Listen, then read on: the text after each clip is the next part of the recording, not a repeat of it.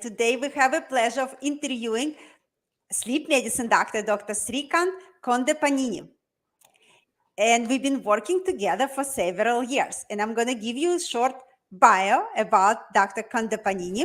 He graduated from medical school in Wayne State University.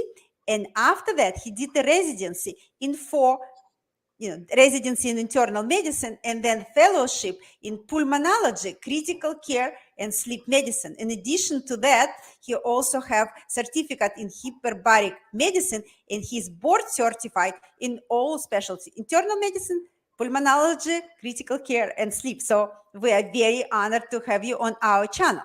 And now he is the director of Sleep Lab, medical director of Sleep Lab in Englewood Hospital. And his practice mostly related to obstructive sleep apnea, hypersomnia, narcolepsy, we're going to talk about that, insomnia, and also he's seeing a lot of patients after COVID and COVID effect on sleep, like COVID in general as a disease or the period of time in our life. And again, thank you very much to our audience. We, on our channel, we devote questions regarding sleep. If you sleep next to somebody who is snoring or you have trouble sleeping, please press the like and share button. This way you help us to promote information about our channel. And the main reason for my channel, I would like to have collaboration or create connection between medicine and dentistry, because we have to practice together in helping patients. And over the years, practicing dental sleep medicine for last 15 years, I noticed what it's very difficult to find the therapy for that disease. Even though a lot of patients have a CPAP, it is a standard of care, but not one size fits all. And I try on my channel to present different adjunct therapies to help people adapt to CPAP, or maybe have something in addition to that, and help to support patients who are going through those therapy. And also, of course, I would like medical and dental professionals to use my channel as a networking ground in collaboration, because only together we can put puzzles of sleep and breathing disorders and find a solution to help people to have a successful treatment. So again, Dr. Kondepanini, I would like to ask you, what's the usual appointment with a sleep doctor look like? So usual point for sleep doctor, first of all, there's no blood work involved, okay, so you want to get poked, okay? But main thing is first we go over your medical history, see what kind of medical history you have. Do you have something called heart disease? Have you had a stroke? Do you have congestive heart failure? Do you have breathing issues, which can all affect sleep as well. And then what we do typically then is see, do you have a sleep quantity issue or sleep quality issue? I mean, are you devoting enough time to sleep or not? So we ask what time you go into bed, what time you're waking up. If you're devoting 7 to 8 hours sleep and still feeling tired, then that comes down to the sleep quality issue. So we also ask, like, are you snore? Do you wake up a lot at night? And how do you feel when you wake up in the morning? So we ask basically all total history about your sleep, and also we talk about what your sleep hygiene is, meaning what's your room like? Is it a cool room? Are you sleeping in a comfortable room? Do you have pets in the bed with you that's disrupting your sleep? Do your legs move around a lot? Are you moving in sleep? Are you talking in your sleep? So we get a full assessment of your sleep, and sometimes it helps to get the bed partner there who give a even more complete history. I have a hot question. What time you should go to bed? So what time you should go to bed is depend on what time you're going to wake up. Okay, so most of the time, because everyone has a different circadian rhythm. Some people are early risers, say they wake up at 5:30, 6 a.m. no matter what. Some people are late risers, 7 or 8 a.m. So depending on what your circadian rhythm is, whatever time your body normally naturally wakes up, you should go to bed 7 to 8 hours before that. Now, that's an ideal world. You know, we're not all hedge fund people, or we have to work every day early in the morning. Then it depends on what time you need to wake up, and then go to bed 7 to 8 hours before that. Excellent. I would like to ask you, what's the most common question you resolve for people? What's the most common problem people bring into your practice? Most common reason people bring to my practice is they can't sleep enough. And it's a sleep quality problem. They feel tired all the time. They feel not refreshed. They're falling asleep at work. They feel tired driving home. And they want to know what to do. And most of the time, they think it's insomnia because they wake up a lot at night, not realizing it's actually obstructive sleep apnea. And I would like to ask you, why sorry, so many obstructive sleep apnea? Like you mentioned, 80% of your practice obstructive sleep apnea. What's the reason behind it? I think it's a whole host of things, like a perfect storm. One is just, current day and age, more and more allergies affecting your nose, affecting your sinuses, which can affect sleep apnea. And then also the obesity epidemic. If you look at, for most people, sleep apnea is associated with weight. It's another weight-related issue, just like diabetes and hypertension. So, obesity has increased, 4 or 5 fold since the 1990s when sleep apnea was first studied. So I think that could be why more and more people are seeing are having sleep apnea. Wow. I would like to ask you, after COVID, what changes in the sleep behavior you notice? Oh, so in the pandemic, for people who haven't had COVID, we're seeing a lot of sleep changes, and especially people who work from home. People are not having this set routine of waking up at a set time, going to work at a set time, driving to work. They're waking up at anytime they want to, working from home. They're not taking a shower in the morning. They're taking a shower midday. They're taking naps during the daytime, which is disrupting their sleep at nighttime. So they're not having a set sleep schedule and a set daytime schedule, which is disrupting sleep. So we're seeing a lot of behavioral associated sleep disturbances. And how do you address that? What do you do to correct those changes? Unfortunately, a lot of this is behavioral changes. So we go over again, this is what we do in the sleep visit, is we go over your sleep behavior to make sure you have the good sleep hygiene. So a lot of times people don't see that until it was pointed out to them. Now, we're also seeing a lot of sleep disturbances in people who've had COVID, especially with long COVID.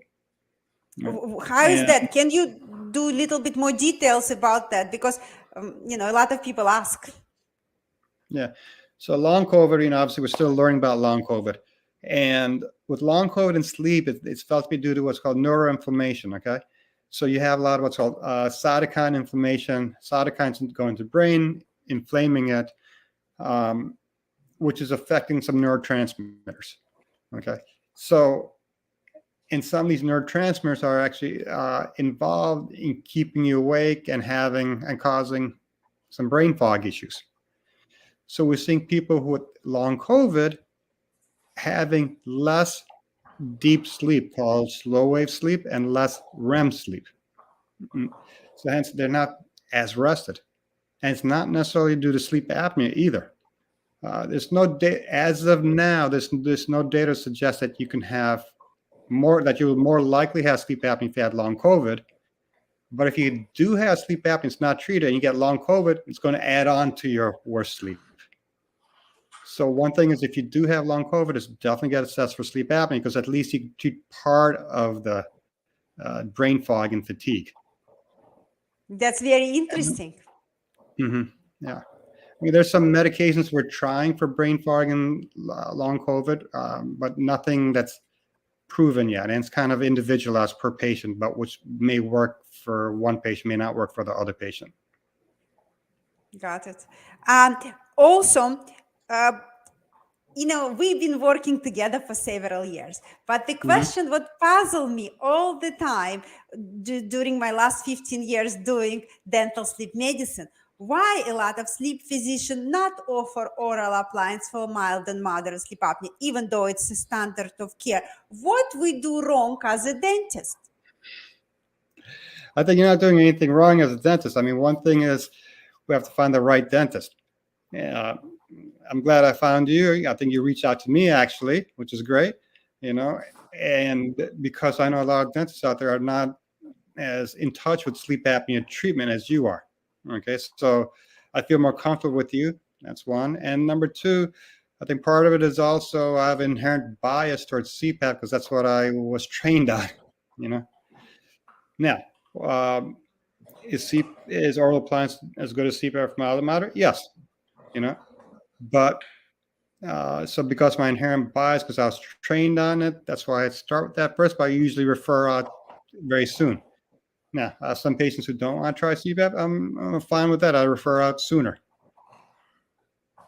Yeah, I just want to mention to any dentist who listen to our interview, I think what's important is to keep medical doctor in the loop. That's why with Dr. Kandapanini, on every step, his patient going through the treatment in my office, he get the fax, he get the letter. And after I finish active therapy, I send him back for sleep study. I think that's very important for good relationship with the sleep doctor. Is that right? Oh, 100%. 100%. And I see the patients back and they're happy with you, which makes me happy as well. No, that's great. And tell me about your experience with narcolepsy, because I find that combination for a lot of, obstructive sleep apnea plus narcolepsy, and what treatment you offer in that case to people. Okay, so you can have excessive daytime sleepiness even after your sleep apnea is adequately treated. And about 10 to 15% of sleep apnea patients will still have hypersomnia despite compliance with therapy. And that's because of the theory is they probably had a chronic sleep apnea with hypoxemia at nighttime, which affected part of the wake promoting area of the brain. So it didn't come. So even after sleep apnea is treated, you don't have complete resolution of wakefulness. And narcolepsy is a little bit different physiologically in that it's almost a genetic predisposition for some patients to have a lower neurotransmitter called orexin, which causes you to be not very wakeful when you're during the daytime. And so it's two different physiologies, but it's similarly treated. In the first line of treatment is wake promoting agents for both of them. We use something called modafinil or modafinil, which is trade name is called Nuvigil. It's very common. And the reason why we want to test is narcolepsy or obstructive sleep apnea related is because with narcolepsy, few other medications are FDA approved for narcolepsy that are not approved for obstructive sleep apnea. But the first and second line treatments are the same for both. Got it. And also with restless leg syndrome, I notice a lot of obstructive sleep apnea patients have also restless leg syndrome. How you manage that?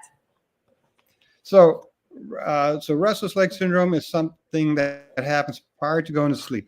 Like when you're ready to go to sleep, your legs start moving a lot. You're having uncomfortable sensation. You feel like you get up and have to move out of bed. And then after you fall asleep, you move around a lot after you fall asleep. That's called periodic limb movement disorder. They work, physiologically speaking, they work a little different, but the treatments are similar. It's a medication is a treatment. One of the things that we do check for people with restless leg syndrome is that can also be due to iron deficiency, because restless leg syndrome has to do with the neurotransmitter called dopamine. And you need iron to make dopamine. So if your iron levels are low, we check that. We check ferritin, then we replete the iron and then reassess. But if you're still having restless leg syndrome, then the first line treatment we use is something called gabapentin, which is a very common medication. And there are different classes of medication. There are 4 different classes of medications that we can try. So in terms of restless leg treatment, the first line treatment might work for you. So we may have to either dose titrate the medication or try a different class. But usually we find something that works well. Nice. And I would like to ask you as a last question from a sleep medicine doctor, please share with us good practical tips for good sleep. Good sleep. Now, first of all, good sleep is hard for most people because of a work-life balance. So main thing is make sure you devote enough time to sleep. Okay, and I gotta tell you, I find it hard as well to do that. Okay, in this day and age, but you gotta devote enough time to sleep. That's number one. Number two, take away your electronics. Okay, no electronics in bed. That'll disrupt your sleep. Number three, make sure you have a cool room. Cut out the TV. Dark room. Avoid having pets in bed. Hopefully you have a quiet sleep partner. And do not do work in bed or in the bedroom. People who do more work in bed or in bedrooms, such as people who work from home, they're never away from work mentally. So that disrupts their sleep as well. That I would say the last thing, that's what happened with COVID. So again, Yep. Thank you very much, Dr. Kandapanini, and thank you to our audience. And if you have a question to the doctor, please put them in the chat box. We can find you an answer from Dr. Kandapanini. And again, it was a pleasure to have you with us, doctor, and it's a pleasure working together. My pleasure. Thank